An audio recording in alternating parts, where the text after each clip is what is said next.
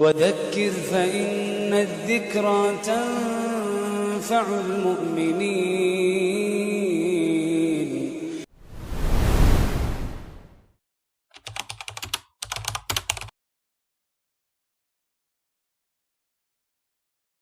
الحمد لله الذي بلغنا رمضان شهر الصيام والقيام والصلاة والسلام على سيد الأنام وعلى آله وصحبه الكرام أما بعد.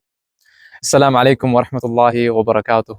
Medina இஸ்லாமிய பல்கலைக்கழகம் இலங்கை மாணவர் ஒன்றியம் நடத்தும் ரமதான் சீரீஸ் என்ற நிகழ்ச்சி தொடரின் ரமதானுக்காக வேண்டி நாம் தயாராகுவோம் என்ற தலைப்பில் சில விடயங்களை உங்களோடு பகிர்ந்து கொள்ளலாம் என்று நினைக்கிறேன். அல்லாஹ் தஆலா இந்த உம்மத்திற்கு சில விடயங்களை சிறப்பித்து விசேடமாக தந்திருக்கிறான். அதில் ஒரு விடயம்தான் மவாசிமுல் ஃபாதிலா, குறிப்பிட்ட சில இபாதத்துகளை செய்வதற்குரிய பருவ காலங்கள். அந்த பருவ காலங்களில் ஒரு முஃமின் செய்கிற ஒரு சிறிய அமலுக்கு அல்லாஹ் தஆலா பெரும் கூலியை பன்மடங்காக கொடுக்கிறான். அப்படியான ஒரு காலங்களில் ஒன்றுதான் இந்த ரமதானுடைய இந்த பருவகாலம். அல்லாஹ்வுடைய தூதர் ஸல்லல்லாஹு அலைஹி வஸல்லம் அவர்கள் இந்த ரமலானை எதிர்கொண்டவர்களாக தனது தோழர்களுக்கு நன்மாராயம் சொல்லுவர்களாகவும் ஆர்வமூட்டுவர்களாகவும் இருந்தார்கள். நாம் இந்த ரமலானை அடைவதற்கு முன்னாலும் சரி, அடைந்ததன் பின்னாலும் சரி, சில விடயங்களை நாம் கண்டிப்பாக செய்ய வேண்டும். அதில் முதல் விஷயம் என்னவென்றால் அந்நியத்துல் அஸம். நீயத்துல் அஸம் என்பது ஒரு அமலை செய்வதற்கு முன்பே நான் அந்த அமலை செய்ய வேண்டும் என்று உள்ளத்தில் ஆர்வமும் ஆசையோடும் ஒரு எண்ணத்தை வைப்பதுதான் நீயத்துல் அஸம் என்பது. அவ்வாறு நாங்கள் உள்ளத்தில் எண்ணம் வைப்பதன் மூலமாக சில சமயங்களில் அந்த இபாதத்துகளை எங்களால் செய்ய முடியாமல் போனாலும் கூட அல்லாஹ் தஆலா அந்த அமலை செய்ததாக எங்களுக்கு எழுதுகிறான். காரணம், இந்த உம்மத் அவர்கள் செய்கிற அமல்களை பொறுத்து அவர்களுக்கு கூலி வழங்கப்பட மாட்டாது.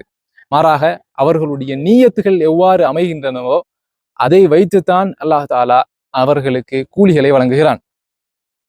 ஆக அன்பார்ந்த இஸ்லாமிய சகோதரர்களே, இந்த நீயத் என்பது, நீயத்துல் அஸம் என்பது மிக முக்கியமான ஒரு விஷயம். அல்லாஹ்வுடைய தூதர் ஸல்லல்லாஹு அலைஹி வஸல்லம் அவர்கள் கூறினார்கள், இதா மரிதல் அப்து அவ் சாஃபர குத்திப லஹு மினல் அமலி மா கான யஅமலுஹு வஹுவ ஸஹீஹுன் முகீம்.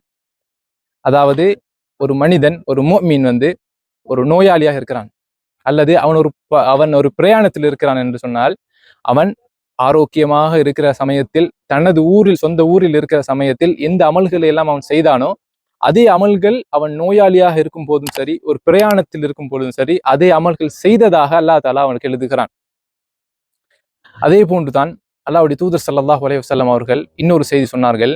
தபூக் யுத்தத்தின் பொழுது, தபூக் யுத்தத்தில் வைத்து சொல்கிறார்கள் இந்த செய்தியை என்னவென்றால், இன்ன ஃபில் மதீனத்தி அக்வாமன் மா சிர்தும் மசீரன் வலா கதஅதும் வாதியன் இல்லா வஹுவ மஅக்கும் ஹபஸஹுமுல் உதுர். என்னவென்றால், நிச்சயமாக மதீனாவில் ஒரு கூட்டம் இருக்கிறார்கள். அவர்கள் உங்களை போன்று இவ்வளவு தூரம் இந்த பள்ளத்தாக்குகளை எல்லாம் கடந்து கஷ்டப்பட்டு வரவில்லை.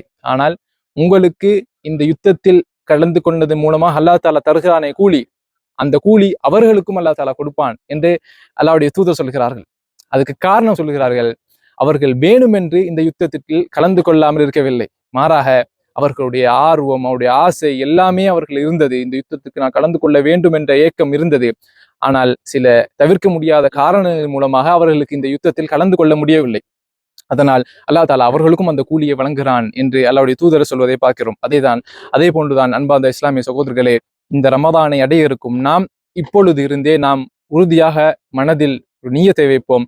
நான் இந்த ரமதான் முழுவதையும் நோன்பு நோற்று அதனுடைய இரவு நேர தொழுகைகளில் ஈடுபட்டு மற்றும் பிரதியான அனைத்து இபாதத்துகளையும் நான் செய்வேன் என்ற மனதில் ஒரு உறுதியை எடுப்போம்.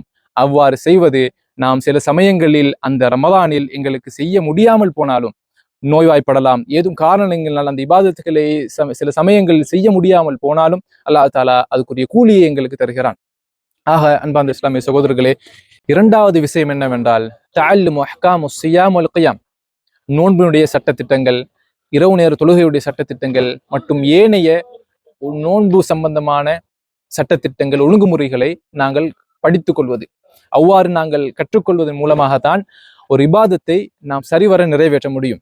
ஆக இது இரண்டாவது விஷயம் நாம் கவனித்துக் கொள்ள வேண்டியது. மூன்றாவது விஷயம் என்னவென்றால் ஹிஃப்லுல் வக்த். நோன்பில் நாம் நேரங்களை வீணடிக்காது அதை பிரயோசனமாக இபாதத்களில் கழிக்க வேண்டும். அபூ ஹுரைரா ரலியல்லாஹு அன்ஹு அவர்கள் கூறுகிறார்கள், நோன்பு வந்து விட்டதென்றால் சஹாபாக்கள் என்ன செய்வார்கள் என்றால் மஸ்ஜிதுகளோடு இருந்து கொண்டு நாம் எங்களுடைய நோன்பை பாதுகாத்துக் கொள்வோம், எங்களுடைய நோன்பை வீணடிக்காது பிரயோசனமான முறையில் இபாதத்களோடு கழிப்போம் என்று மஸ்ஜிதுகளோடு இருந்து கொள்வார்கள் என்று அபூ ஹுரைரா ரலியல்லாஹு அன்ஹு அவர்கள் சொல்வதை பார்க்கிறோம். ஆக சஹாபாக்கள் இந்த நேரத்திற்கு, நோன்பில் இருக்கிற இந்த ஒவ்வொரு நேரத்திற்கும் மிக முக்கியத்துவம் கொடுத்திருப்பதை பார்க்கிறோம். ஆக நாங்களும் எங்களுடைய நேர காலத்தை, நோன்பில் இருக்கிற நேர காலத்தை வீணடிக்காது மிகவும் பிரயோசனமாக கழிக்க வேண்டும். 4வது விஷயம், இறுதியான விஷயம் என்னவென்றால் இன்ஷிகாலு அஃதலுல் ஃபாதில், நோன்பில் இருக்கக்கூடிய இபாதத்கள், நோன்பில் இபாதத்கள் செய்வது என்பது எல்லா இபாதத்துகளுமே சிறப்பான இபாதத்துகள் தான். ஆனால் நாங்கள் அதில் மிகவும் சிறப்பான இபாதத்துகளை தெரிவு செய்து நாங்கள் அதிகம் அதில் ஈடுபடுவது எங்களுடைய நன்மைகள் பன்மடங்காக ஆக்குவதற்கு அது காரணமாக அமையும். உதாரணமாக ரமதான் என்றாலே நோன்புதான், அதனுடைய முதல் வணக்கம் நோன்புதான். அதற்கு அப்பால் இரண்டாவது படியாக வருவது உலமாக்கள் சொல்கிறார்கள் கியாமுல் லைல், இரவு நேர தொழுகைகள் தான் இரண்டாவது மிகச்சிறப்புக்குரிய அமல்கள். அதே போன்று 3வது வரக்கூடிய கட்டமாக குர்ஆன் ஓதுதல், திலாவத்துல் குர்ஆன். அதே போன்று அடுத்தபடியாக சதகா, அடுத்தபடியாக இத்திகாஃப். இவ்வாறு ரமதானில் செய்யக்கூடிய மிகச் சிறப்பான இபாதத்துக்களை உலமாக்கள் பட்டியல்படுத்துகிறார்கள். ஆக நாங்கள் மிகச் சிறப்பான இந்த இபாதத்துக்களை அதிகம் இந்த ரமதானில் செய்வதன் மூலமாக நாம் எங்களுடைய கூலிகளை பன்மடங்காக அல்லாஹ்விடத்தில் பெற்றுக்கொள்ளலாம்.